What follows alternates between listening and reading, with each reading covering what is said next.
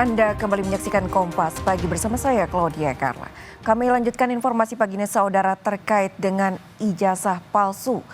Ketua Umum PDI Perjuangan Megawati Soekarno Putri menyinggung polemik ijazah milik Presiden ke-7 Republik Indonesia Joko Widodo.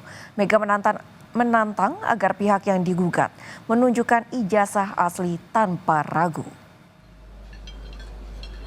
Meski tak menyinggung langsung nama Presiden ke-7 Republik Indonesia Joko Widodo dalam pidato sambutannya di acara peluncuran buku di Badan Riset dan Inovasi Nasional Jakarta, Megawati menyebut pihak yang terlibat harus menunjukkan ijazahnya.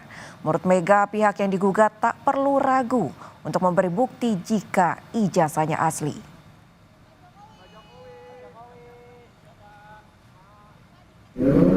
Banyak tuh sekarang udah branding urusan ijazah dan narkoba. Ya kok susah aja. Kalau ada ijazah itu pasti ada ini ijazah saya. Itu nah dengan demikian ini kan saya pusing ya, pusing orang